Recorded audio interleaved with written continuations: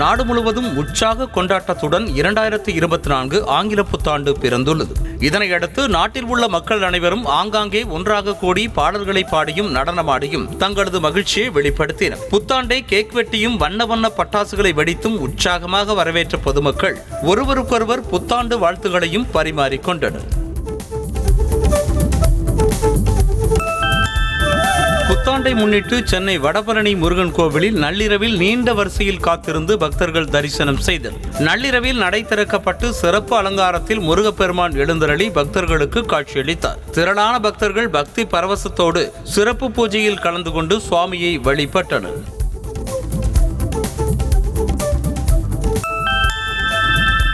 திருத்தணி முருகன் கோவிலில் புத்தாண்டை வரவேற்கும் வகையில் விடிய விடிய பக்தர்கள் காத்திருந்து சுவாமி தரிசனம் செய்தனர். அறுபடை வீடுகளில் 5ஆம் படை வீடான திருத்தணி சுப்பிரமணிய சுவாமி திருக்கோவிலில் புத்தாண்டையொட்டி நள்ளிரவு 12 மணிக்கு மூலவருக்கு சிறப்பு அபிஷேகம் நடைபெற்றது. இதனைத் தொடர்ந்து ஆயிரக்கணக்கான பக்தர்கள் சுமார் 3 மணி நேரம் காத்திருந்து சுவாமி தரிசனம் செய்தனர்.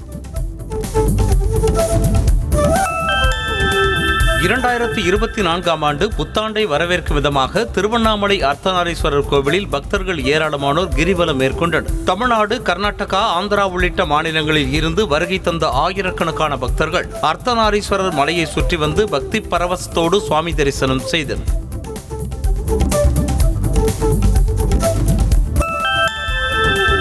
இரண்டாயிரத்தி 24ஆம் ஆண்டை வரவேற்கும் விதமாக சென்னை மயிலாப்பூர் கபாலீஸ்வரர் கோவிலில் அதிகாலை 4 மணிக்கு நடை திறக்கப்பட்டு சிறப்பு பூஜைகள் நடைபெற்றன. நள்ளிரவில் இருந்து கோவில் வாசலில் ஏராளமான பக்தர்கள் காத்திருந்து நடை திறந்த பின்னர் உள்ளே சென்று கபாலீஸ்வரர் சுவாமியை பக்தி பரவசத்தோடு தரிசனம் செய்தனர்.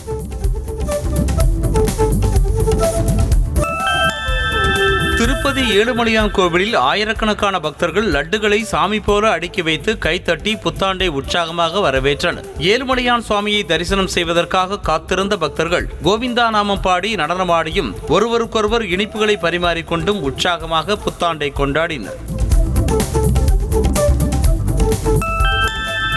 புத்தாண்டை கொண்டாடும் வகையில் சென்னை டி நகரில் உள்ள திருப்பதி தேவஸ்தானம் கோவில் நடை திறக்கப்பட்டு ஏழுமலையானை பக்தர்கள் தரிசனம் செய்தனர். அலங்கரிக்கப்பட்டு காட்சியளித்த ஏழுமலையான் சுவாமிக்கு சிறப்பு பூஜைகள் நடைபெற்றன. இதனைத் தொடர்ந்து அதிகாலை முதல் குடும்பமாக நீண்ட வரிசையில் காத்திருந்த திரளான பக்தர்கள் கோவிந்தா கோவிந்தா என கோஷங்களை எழுப்பி சுவாமி தரிசனம் செய்தனர். உலக புகழ்பெற்ற வேளாங்கண்ணி புனித ஆரோக்கிய அன்னை பேராலயத்தில் புத்தாண்டை முன்னிட்டு சிறப்பு கூட்டு பிரார்த்தனை நடைபெற்றது. தஞ்சை மறைமாவட்ட பரிபாலகர் சகாயராஜ் தலைமையில் சிறப்பு திருப்பலி நடைபெற்றது. இதில் ஆயிரக்கணக்கான கிறிஸ்தவர்கள் பங்கேற்று 2023ஆம் ஆண்டிற்கு நன்றி தெரிவித்தும் 2024ஆம் ஆண்டை வரவேற்றும் பிரார்த்தனை செய்தனர். 2024ஆம் ஆண்டு புத்தாண்டை முன்னிட்டு சென்னை சாந்தோம் புனித தோமையர் தேவாலயத்தில் சிறப்பு திருப்பலி நடைபெற்றது. மயிலை உயர் மறைமாவட்ட பேராயர் ஜார்ஜ் அந்தோனிசாமி தலைமையில் நடைபெற்ற இந்த திருப்பலியில் ஆயிரக்கணக்கானோர் பங்கேற்று பிரார்த்தனை செய்தனர். பின்னர் அனைவரும் ஒருவருக்கொருவர் கைகூப்பி புத்தாண்டு வாழ்த்துக்களை பரிமாறிக்கொண்டனர். புத்தாண்டை முன்னிட்டு தூத்துக்குடியில் உள்ள உலக பிரசித்தி பெற்ற தூய பனிமய மாதா பேராலயத்தில் சிறப்பு திருப்பலி நிகழ்ச்சி நடைபெற்றது. 2024ஆம் ஆண்டை வரவேற்கும் விதமாக நடைபெற்ற திருப்பலியில் ஏராளமான கிறிஸ்தவர்கள் கலந்து கொண்டு இந்த ஆண்டு மக்கள் சுபிட்சமாக வாழ வேண்டும் என பிரார்த்தனை செய்து ஒருவருக்கொருவர் புத்தாண்டு வாழ்த்துக்களை தெரிவித்துக் கொண்டனர்.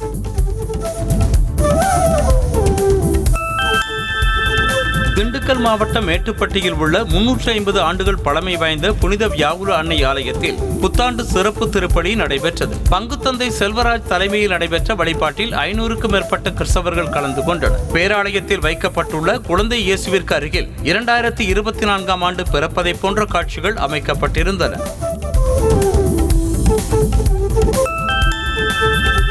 புத்தாண்டு பிறந்ததையொட்டி தஞ்சை அருகே உள்ள பழமை வாய்ந்த பூண்டி மாதா பேராலயத்தில் சிறப்பு வழிபாட்டில் ஏராளமான கிறிஸ்தவர்கள் பங்கேற்றனர். நள்ளிரவு 12 மணிக்கு நடைபெற்ற பிரார்த்தனையில் கலந்து கொண்ட கிறிஸ்தவர்களுக்கு பங்கு தந்தைகள் சாம்சன் மற்றும் ரூபன் அந்தோனிராஜ் ஆகியோர் ஆங்கில புத்தாண்டு வாழ்த்துக்களை தெரிவித்துக் கொண்டனர். தென்காசி மாவட்டம் அகரக்கட்டில் உள்ள புனித அந்தோனியார் ஆலயத்தில் ஆங்கில புத்தாண்டையொட்டி சிறப்பு கூட்டு பிரார்த்தனை நடைபெற்றது. புதிய ஆண்டில் மக்கள் நோய் நொடியின்றி நலமோடு சிறப்பாக வாழ வேண்டும் என திரளான கிறிஸ்தவர்கள் கலந்து கொண்டு பிரார்த்தனை செய்தனர். இதனைத் தொடர்ந்து ஒருவருக்கொருவர் புத்தாண்டு வாழ்த்துக்களை தெரிவித்துக் கொண்டனர்.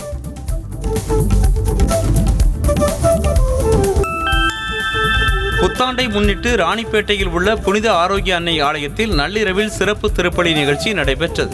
2024ஆம் ஆண்டை உற்சாகமாக வரவேற்கும் வகையில் குடும்பமாக வந்த கிறிஸ்தவர்கள் மட்டுமன்றி பிற மதத்தைச் சேர்ந்த ஏராளமானோர் தேவாலயத்திற்கு வருகை தந்து இயேசுநாதரை வழிபட்டனர்.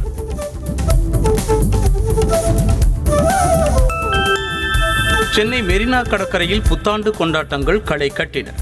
குடும்பமாக கடற்கரையில் குவிந்த பொதுமக்கள் சினிமா பாடல்களுக்கு ஏற்ப நடனமாடி வைப் செய்தனர். இதனால் கடற்கரை சாலை முழுவதும் மனித தரைகளாகவே காட்சியளித்தது. பின்னர் புத்தாண்டு பிறந்தவுடன் கத்தி கூச்சலிட்டு தங்களது மகிழ்ச்சியை வெளிப்படுத்தினர்.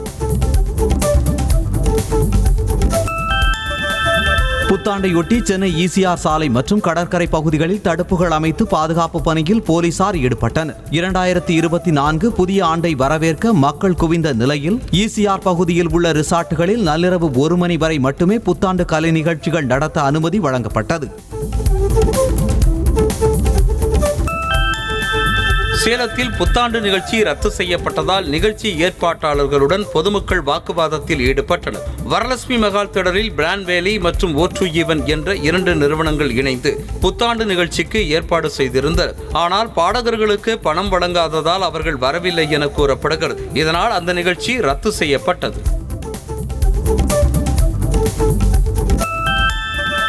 கோவை அவினாசி சாலையில் அமைந்துள்ள ரெசிடென்சி விடுதியில் புத்தாண்டு கொண்டாட்டம் களை கட்டியது. புத்தாண்டை கொண்டாட மாலை 7 மணிக்கே தயாரான நிலையில் துள்ளலான இசைக்கேற்ப இளைஞர்கள் நடனமாடி மகிழ்ந்தனர். பின்னர் நேரம் செல்ல செல்ல ஆண் பெண் பேதமின்றி இரு பாடலும் தங்களது ஆட்டத்தை தொடங்கினர்.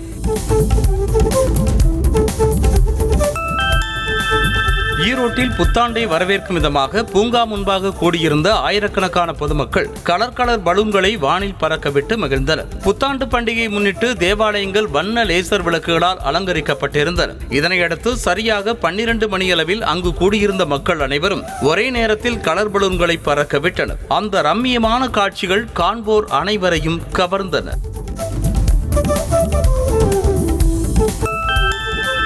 புதுச்சேரியில் வழக்கமான உற்சாகத்துடன் புத்தாண்டு கொண்டாட்டங்கள் களை கட்டின. குறிப்பாக புதுச்சேரி சுற்றுலாத்துறை சார்பாக கடற்கரை சாலையில் கலை நிகழ்ச்சிகள் ஏற்பாடு செய்யப்பட்டன. புதுவை மக்கள் மட்டுமன்றி மற்ற மாநிலங்களைச் சேர்ந்த சுற்றுலா பயணிகளும் அங்கு ஒலிக்கப்பட்ட பாடல்களுக்கு வயது வித்தியாசமின்றி நடனமாடி உற்சாகமடைந்தனர்.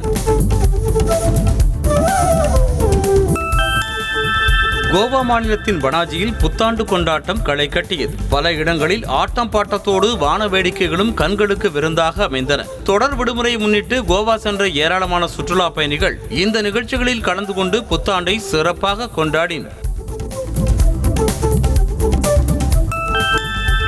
மேற்கு வங்க மாநிலம் பிர்பூம் பகுதியில் புத்தாண்டை முன்னிட்டு லேசர் ஒளி நிகழ்ச்சி நடைபெற்றது. வண்ண நிறங்களில் பல்வேறு கருப்பொருட்களோடு ஒளிர்ந்த நிகழ்ச்சியை ஏராளமானவர்கள் கண்டு களித்தனர். அத்தோடு வானில் வர்ணஜாலம் காட்டிய வான வேடிக்கைகளும் புத்தாண்டை வரவேற்றன.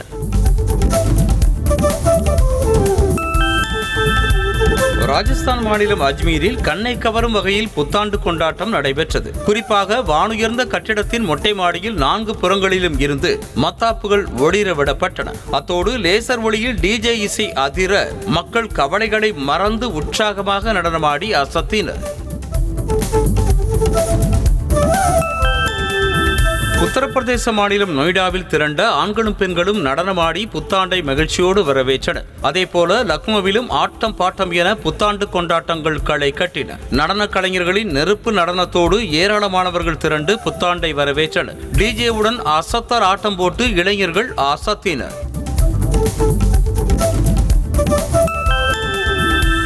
கர்நாடக மாநிலம் பெங்களூரு நகரில் திரண்டு மக்கள் புத்தாண்டை உற்சாகமாக வரவேற்றனர். ஆயிரக்கணக்கானவர்கள் ஒரே இடத்தில் திரண்டு ஆட்டம் பாட்டத்துடன் ஹாப்பி நியூ இயர் என கோஷங்களை எழுப்பினர். பின்னர் 12 மணி ஆனதும் புத்தாண்டு பிறந்ததை அடுத்து அருகில் இருந்தவர்களுக்கு புத்தாண்டு வாழ்த்துக்களை பகிர்ந்து கொண்டனர். ஹிமாச்சல பிரதேச மாநிலம் சிம்லாவில் புத்தாண்டு தினத்தன்று கடந்த 40 ஆண்டுகளில் இல்லாத அளவிற்கு சுற்றுலா பயணிகளின் வரத்து குறைந்திருப்பதாக தகவல் வெளியாகியுள்ளது. கடும் பனிப்பொழிவு காரணமாக சிம்லாவில் ஹோட்டலில் அறை எடுத்து தங்கியவர்களின் எண்ணிக்கை 50 முதல் 60% குறைந்துள்ளதாக கூறப்படுகிறது. கடந்த ஆண்டில் 80% இருந்த இந்த எண்ணிக்கை இந்த ஆண்டு கணிசமாக குறைந்துள்ளது.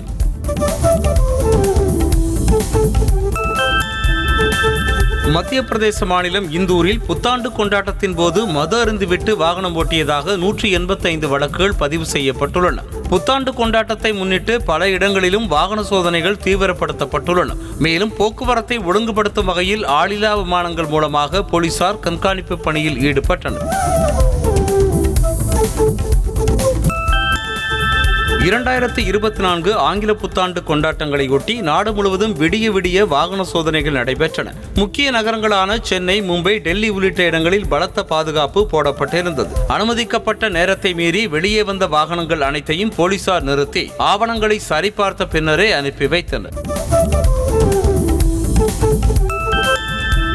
பசிபிக் தீவு நாடான கிரிபாட்டியில் 2024 ஆண்டு புத்தாண்டு பிறந்தது. உலகின் முதல் நாடாக 2024 புத்தாண்டை கிரிபாட்டி வரவேற்ற நிலையில் அதனைத் தொடர்ந்து பல்வேறு நாடுகளில் கொண்டாட்டங்கள் களை கட்டின. பொதுமக்கள் புத்தாண்டு கொண்டாட்டங்களில் பங்கேற்று வாழ்த்துக்களை ஒருவருக்கொருவர் பகிர்ந்து கொண்டனர்.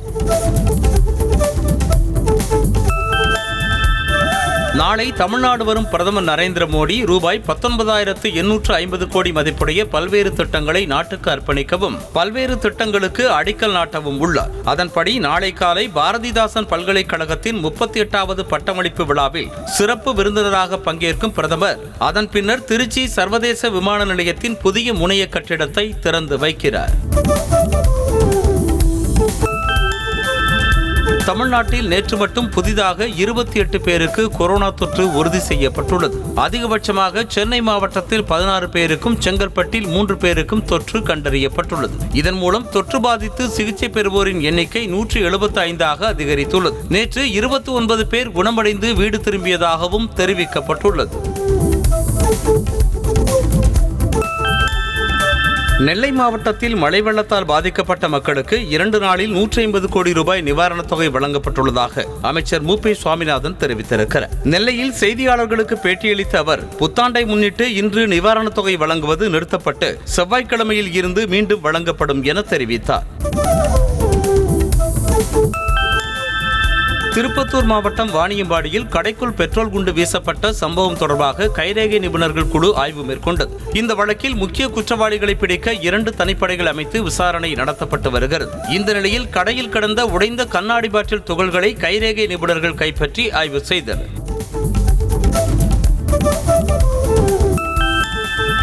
8 ஆண்டுகளுக்கு மேலாக தலைமறைவாக இருந்த குற்றவாளி குவைத்தில் இருந்து சென்னைக்கு வந்த நிலையில் விமான நிலையத்தில் வைத்து அவர் பிடிபட்டார். கேரள மாநிலம் மலப்புரம் பகுதியைச் சேர்ந்த சையத் இப்ராஹிம் மீது கடந்த 2015 ஆண்டு பல பிரிவுகளின் கீழ் வழக்கு பதிவு செய்யப்பட்ட நிலையில் அவர் வெளிநாட்டுக்கு தப்பிச் சென்றார். இதனையடுத்து கேரள போலீசார் அவரை தேடப்படும் குற்றவாளியாக அறிவித்தனர். சென்னை எண்ணூரில் செயல்பட்டு வரும் கோரமண்டல் உர தொழிற்சாலையை நிரந்தரமாக மூட வேண்டும் என நாம் தமிழர் கட்சியின் ஒருங்கிணைப்பாளர் சீமான் வலியுறுத்தியிருக்கிறார். தொழிற்சாலையை மூடக்கோரி தொடர் போராட்டத்தில் ஈடுபட்டு வரும் மக்களை சந்தித்து ஆதரவு தெரிவித்த சீமான் செய்தியாளர்களுக்கு பேட்டியளித்தார். அப்போது வழக்குகள் மூலமாக போராட்டக்காரர்களை மிரட்டுவதை அரசு கைவிட வேண்டும் என்றார்.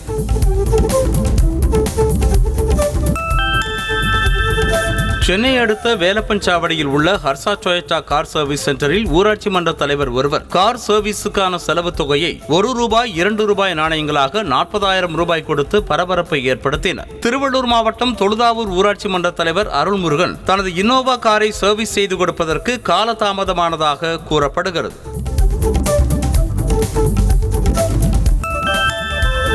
பசித்த குழந்தைகளுக்கு உணவு வழங்குவதுதான் உண்மையான தொண்டு என்றும் ரசிகர் மன்ற பணிகள் மக்கள் பணிகளாக மாற வேண்டும் என இயக்குனர் டி. ராஜேந்தர் தெரிவித்திருக்கிறார். கன்னியாகுமரி மாவட்டத்தில் மக்களுக்கு நிவாரணப் பொருட்களை வழங்கிய பின்னர் செய்தியாளர்களுக்கு பேட்டியளித்த அவர், நடிகர்கள் அப்படி செய்வோம் இப்படி செய்வோம் என்று சொல்வதை விட பாதிக்கப்பட்ட மக்களுக்கு உதவி செய்ய முன்வர வேண்டும் என்றார்.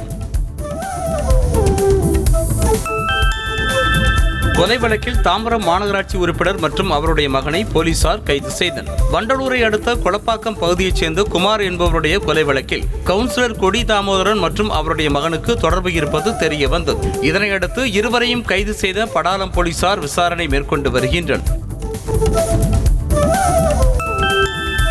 தேனி மாவட்டம் சின்னமனூர் அருகே விவசாயி ஒருவர் வளர்த்து வந்த சந்தன மரங்களை வெட்டி கடத்தியவர்கள் குறித்து காவல்துறையினர் விசாரணை மேற்கொண்டு வருகின்றனர். தென்பழனி கிராமத்தைச் சேர்ந்த ராஜ்குமார் என்பவர் தனது விவசாய நிலத்தில் 700க்கும் மேற்பட்ட சந்தன மரங்களை வளர்த்து வரும் நிலையில் மர்ம நபர்கள் 4 மரங்களை வெட்டி கடத்தியிருப்பதாக புகார் அளித்துள்ளார். மதுரை மாவட்டம் திருமங்கலத்தில் இருந்து உசிலம்பட்டி சாலைக்கு அருகில் செயல்பட்டு வரும் டாஸ்மாக் கடையை மூட வேண்டும் என அப்பகுதி மக்கள் கோரிக்கை விடுத்துள்ளனர். திருமங்கலம் ஒன்றிய அலுவலகம் அருகே ரயில்வே மேம்பாலம் கட்டப்பட்டு வரும் நிலையில் மாற்றுப்பாதை பகுதியில் உள்ள டாஸ்மாக் கடையால் பெண்கள் செல்ல முடியாத நிலை ஏற்படுவதாக அப்பகுதி மக்கள் புகார் தெரிவிக்கின்றனர். தூத்துக்குடி மாவட்டம் விளாத்திக்குளத்தில் கள்ளக்காதல் விவகாரத்தில் இளைஞரை கொலை செய்த 4 பேரை காவல்துறையினர் கைது செய்தனர். காமராஜ் நகர் பகுதியைச் சேர்ந்த ஆறுமுகம் மற்றும் அதே பகுதியைச் சேர்ந்த வேன் டிரைவரான செந்தில்குமார் ஆகிய இருவரும் திருமணமான பெண் ஒருவரோடு தகாத உறவில் இருப்பதில் ஏற்பட்ட தகராறில் செந்தில்குமார் நண்பரோடு சேர்ந்து ஆறுமுகத்தை கொலை செய்ததாக கூறப்படுகிறது.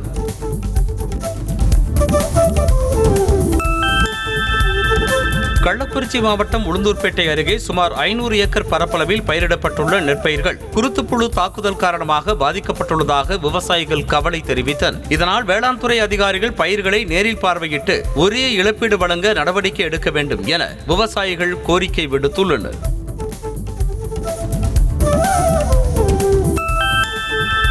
திருநெல்வேலியில் இளைஞர் வெட்டி கொலை செய்யப்பட்ட வழக்கில் குற்றவாளிகளை கைது செய்ய வலியுறுத்தி ஸ்ரீவைகுண்டம் அருகே கிராம மக்கள் மறியல் போராட்டத்தில் ஈடுபட்டனர். புளியங்குளம் ராமசாமி கோவில் தெருவைச் சேர்ந்த முத்துப்பெருமாள் நெல்லையில் பணியாற்றி வந்த நிலையில் ஞாயிற்றுக்கிழமை வீட்டை விட்டு வெளியே வந்த அவரை மர்ம கும்பல் வழிமறித்து சரமாரியாக வெட்டிவிட்டு தப்பி ஓடியது. புத்தாண்டை முன்னிட்டு புதுச்சேரியில் உள்ள மதுக்கடைகளில் மதுக்களை வாங்க மதுப்பிரியர்கள் குவிந்தனர். நள்ளிரவு 1 மணி வரை சிறப்பு சலுகையோடு பல்வேறு மதுக்கடைகளில் விற்பனை செய்யப்பட்டு வந்த பியர், பிராண்டி, விஸ்கி உள்ளிட்ட மது பாட்டில்களை வாங்குவதற்காக சுற்றுலா பயணிகளின் கூட்டம் அலைமோதியது. நாமக்கல் மாவட்டம் ராசிபுரம் அருகே கர்ப்பிணி மனைவியை குடிபோதையில் அடித்து கொலை செய்ததாக கணவனை காவல்துறையினர் கைது செய்தனர். முள்ளுக்குறிச்சி ஆலமரத்துமேடு பகுதியைச் சேர்ந்த ஹரிகரன் என்பவர் காதலித்து திருமணம் செய்த மனைவி 4 மாத கர்ப்பிணியாக இருந்த நிலையில் குடிபோதையில் மனைவியை அடித்ததில் படுகாயமடைந்து அவர் உயிரிழந்த நிலையில் அவரும் தற்கொலைக்கு முயன்றதாக கூறப்படுகிறது. செங்கற்பட்டு மாவட்டம் குமாரவாடி பகுதியில் ஆட்டோ ஓட்டுநரை கொலை செய்த கவுன்சிலர் உட்பட 5 பேரை காவல்துறையினர் கைது செய்தனர். கைது செய்யப்பட்டுள்ள தாம்பரம் மாமன்ற உறுப்பினர் தாமோதரனிடம் விசாரணை மேற்கொண்டதில் தான் காதலித்து திருமணம் செய்த காதலி தற்கொலை செய்த நிலையில் அவருடன் ஆட்டோ ஓட்டுநர் குமார் தகாத உறவில் இருந்ததாக வாக்குமூலம் அளித்தார்.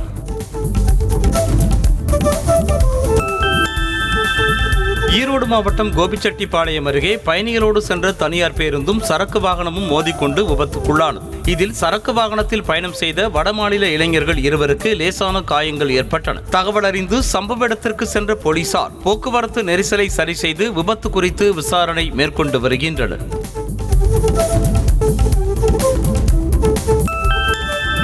புத்தாண்டு கொண்டாட்டத்தையொட்டி ஈரோட்டில் பைக் ரேஸில் ஈடுபட்டதாக கூறி இளைஞர்களின் பைக்குகளை காவல்துறையினர் பறிமுதல் செய்தனர். பன்னீர்செல்வம் பூங்கா சாலையில் போக்குவரத்திற்கு இடையூறு ஏற்படுத்தியும் மக்களை அச்சுறுத்தும் விதமாகவும் 10க்கும் மேற்பட்ட இளைஞர்கள் பைக்குகளை அலறவிட்டபடி ஓட்டி சாகசத்தில் ஈடுபட்டதாக கூறப்படுகிறது.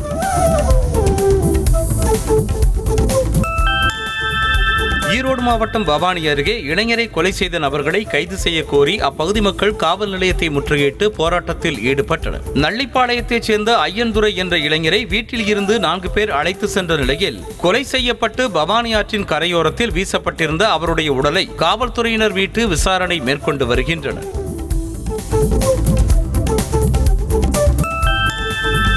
கேரளாவில் இருந்து கொண்டுவரப்பட்ட கழிவுகளை கன்னியாகுமரி மாவட்ட நாகர்கோவில் பகுதியில் இளைஞர்கள் தடுத்து நிறுத்தினர். தமிழக கேரள எல்லையில் கேரளாவைச் சேர்ந்தவர்கள் தொடர்ந்து கழிவுகளை கொட்டி வரும் நிலையில் இதுகுறித்து நடவடிக்கை எடுக்க வேண்டும் என கோரிக்கை எழுந்துள்ளது. இதனிடையே வாகனத்தின் உரிமையாளர் இளைஞர்களை மிரட்டியதாக கூறப்படுகிறது. கோவை மாவட்டம் பொள்ளாச்சி அருகே கல்லூரி மாணவர் ஒருவர் பிளிப்கார்ட்டில் ஆர்டர் செய்த புதிய ஷூவுக்கு பதிலாக பழைய ஷூ மற்றும் பழைய செருப்பு அனுப்பியதாக வீடியோ ஒன்று வெளியாகியுள்ளது. அங்கலக்குறிச்சி பகுதியைச் சேர்ந்த ஹரிகர பிரியன் என்ற மாணவர் ஆன்லைன் மூலமாக பிளிப்கார்ட்டில் புதிய ஷூ ஒன்றை ஆர்டர் செய்ததாக கூறப்படுகிறது. அயோத்தி ராமர் கோவில் கும்பாபிஷேக விழாவில் பங்கேற்பதற்காக சென்னை மணலி சுற்றுவட்டார பகுதிகளில் உள்ள பொதுமக்களுக்கு அழைப்பிதழ்கள் வழங்கப்பட்டன. அயோத்தி ராமர் கோவில் கும்பாபிஷேக விழா வரும் 22ஆம் தேதி நடைபெறுகிறது. இதில் பங்கேற்பதற்காக இந்து அமைப்பினர் சார்பாக ராமர், லட்சுமணர், சீதா போன்று வேடமணிந்த குழந்தைகள் மூலமாக வீடு வீடாக சென்று அழைப்பிதழ்கள் வழங்கப்பட்டன.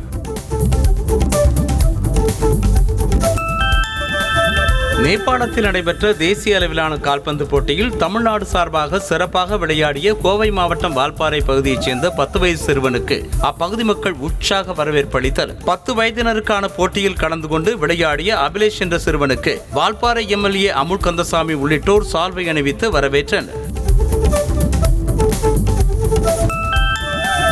செங்கல்பட்டு மாவட்டம் மாமல்லபுரத்தில் நடைபெற்று வரும் இந்திய நாட்டிய விழாவினை ஏராளமான சுற்றுலா பயணிகள் கண்டு ரசித்தனர். தமிழ்நாடு சுற்றுலாத்துறை சார்பாக நடைபெற்று வரும் நாட்டிய விழாவின் 10வது நாள் நிகழ்ச்சியொட்டி கிராமிய கலை மற்றும் தெருக்கூத்து, பரதநாட்டியம் உள்ளிட்ட நடன நிகழ்ச்சிகளை கலைஞர்கள் செய்து காட்டி அசத்தினர்.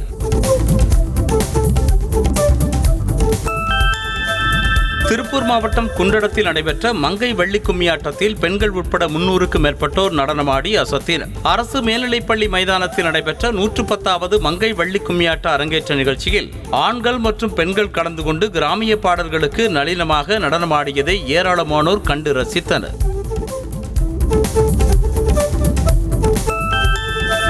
இந்தியாவில் கடந்த 24 மணி நேரத்தில் 841 பேருக்கு தொற்று உறுதி செய்யப்பட்டுள்ளது. இந்தியாவில் கொரோனா பாதிப்பு நாளுக்கு நாள் அதிகரித்து வரும் நிலையில் பொதுமக்கள் பாதுகாப்பாக இருக்க அறிவுறுத்தப்பட்டுள்ளது. கொரோனா தொற்றால் பாதிக்கப்பட்டு சிகிச்சை பெற்று வருவோர் எண்ணிக்கை 4000-ஐ கடந்துள்ள நிலையில் மக்கள் அச்சப்பட வேண்டாம் என தெரிவிக்கப்பட்டுள்ளது.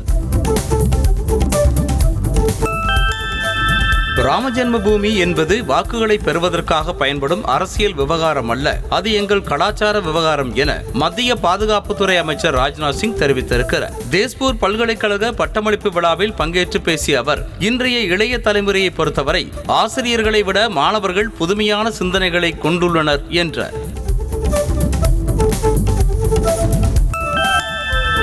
இந்தியா வளர்ச்சியடைய வேண்டும் என்றால் நாம் அனைவரும் நேர்மையாக கடமையாற்ற வேண்டும் என உத்தரப்பிரதேச முதலமைச்சர் யோகி ஆதித்யநாத் தெரிவித்திருக்கிறார். லக்னோவில் நடைபெற்ற விக்சித் பாரத் யாத்ரா நிகழ்ச்சியில் பங்கேற்று பேசிய அவர், அடிமை மனநிலையில் இருந்து வெளியே வந்து நமது பாரம்பரியம் பற்றி பெருமை கொள்ள வேண்டும் என்றார்.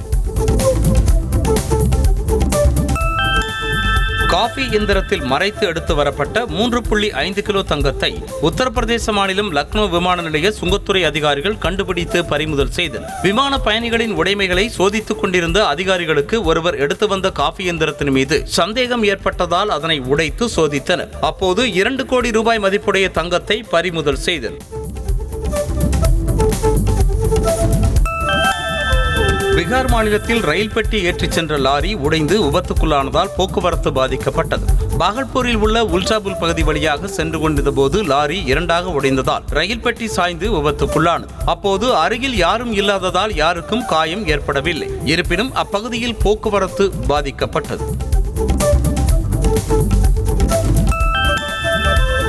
பீகார் மாநிலம் தர்பங்காவில் நில மாஃபியாவால் குளம் திருடப்பட்டதாக புகார் எழுந்துள்ளது. நீர்நிலை மீது அதிகப்படியான மணலை நிரப்பி அதன் மீது குடிசை அமைத்ததாக கூறப்படுகிறது. இரவோடு இரவாக லாரிகள் மற்றும் இயந்திரங்களை பயன்படுத்தி குளம் திருடப்பட்டதால் அதிர்ச்சியடைந்த அப்பகுதி மக்கள் காவல்துறைக்கு தகவல் கொடுத்தனர். மகாராஷ்டிர மாநிலம் மும்பையில் பாட்டியில் சட்டவிரோத போதைப் பொருட்களை பயன்படுத்தியதாக 80 பேரை போலீசார் பிடித்து விசாரித்து வருகின்றனர். இதனையடுத்து நிகழ்ச்சி ஏற்பாட்டாளர்கள் 2 போலீசார் கைது செய்து விசாரித்து வருகின்றனர். மேலும் பிடிபட்டவர்கள் வைத்திருந்த போதைப் பொருட்களை பறிமுதல் செய்த போலீசார் அவர்களை மருத்துவ பரிசோதனைக்கு அனுப்பி வைத்துள்ளனர். ஆந்திர மாநிலம் திருப்பதி அருகே நகைக்கடையில் கொள்ளையடிக்க முயன்ற 3 பேரில் ஒருவனை மடக்கி பிடித்த பொதுமக்கள் போலீசாருக்கு தகவல் தெரிவித்தனர். விரைந்து வந்த ரேணிகுண்டா ஏர்பேடு போலீசார் திருட்டில் ஈடுபட்டவனை கைது செய்து காவல் நிலையத்திற்கு அழைத்துச் சென்று விசாரணை நடத்தி வருகின்றனர். மேலும் தப்பியோடிய 2 போலீசார் தேடி வருகின்றனர். பீகார் மாநிலம் பாகல்பூரில் ரயில் பெட்டியை ஏற்றி சென்ற லாரி விபத்துக்குள்ளானதால் போக்குவரத்து பாதிக்கப்பட்டது. லாரியின் பிரேக் பழுதாகி விபத்துக்குள்ளானதாக கூறப்படும் நிலையில் சாலையில் கிடந்த ரயில் பெட்டியால் போக்குவரத்து முடங்கியது. இதனால் அப்பகுதியில் ஏராளமான பொதுமக்கள் குவிந்ததால் சிறிது நேரம் பரபரப்பு ஏற்பட்டது. டெல்லி துவாரகாவில் உள்ள 3 மாடி கட்டடத்தில் நள்ளிரவில் திடீரென பயங்கர தீ விபத்து ஏற்பட்டது. தகவலறிந்து சம்பவ இடத்திற்கு சென்ற தீயணைப்பு வீரர்கள் 1 மணி நேரம் போராடி தீயை அணைத்தனர். அதிர்ஷ்டவசமாக தீ விபத்தில் யாருக்கும் காயம் ஏற்படவில்லை என சொல்லப்படுகிறது. இந்த விபத்திற்கான காரணம் குறித்து போலீசார் விசாரணை மேற்கொண்டு வருகின்றனர். கடந்த 2023ஆம் ஆண்டில் பஞ்சாப் மாநில எல்லையில் 100க்கும் மேற்பட்ட ட்ரோன்கள் சுட்டு வீழ்த்தப்பட்டதாகவும் ஆயுதங்கள் பறிமுதல் செய்யப்பட்டிருப்பதாகவும் எல்லை பாதுகாப்பு படையினர் தெரிவித்துள்ளனர். ஹெராயின் உள்ளிட்ட போதைப்பொருள் கடத்தல்காரர்கள் உள்ளிட்ட 37 வெளிநாட்டினரை கைது செய்திருப்பதாகவும் தெரிய வந்துள்ளது. இதில் பாகிஸ்தான் மற்றும் வங்கதேசத்தைச் சேர்ந்தவர்கள் அதிகம் என்பது குறிப்பிடத்தக்கது. 2023ஆம் ஆண்டு எவ்வாறு கடந்து சென்றது என்பதை உணர்த்தும் விதத்தில் நடிகை சமந்தா வீடியோ ஒன்றை வெளியிட்டதோடு 2024 புத்தாண்டு வாழ்த்துகளையும் தெரிவித்திருக்கிறார். அதில் 2023ஆம் ஆண்டில் ஜனவரி முதல் டிசம்பர் வரை அனைத்து மாதங்களும் உறக்கத்திலேயே சென்றதாக படுக்கையில் படுத்துக் கொண்டிருப்பதைப் போல தனது இன்ஸ்டா பக்கத்தில் வீடியோ வெளியிட்டுள்ளார். வெங்கட் பிரபு இயக்கத்தில் விஜய் நடிக்கும் தளபதி 68 படத்தின் ஃபர்ஸ்ட் லுக் போஸ்டர் வெளியான நிலையில் படத்திற்கு the greatest of all time என்று பெயரிடப்பட்டுள்ளது. இந்த போஸ்டரில் நடிகர் விஜய் இரட்டை வேடத்தில் இடம்பெற்றுள்ள நிலையில் போஸ்டர் தற்போது இணையத்தில் வைரலாகி வருகிறது. மேலும் படத்தின் மீதான எதிர்பார்ப்பு பல மடங்கு அதிகரித்துள்ளது.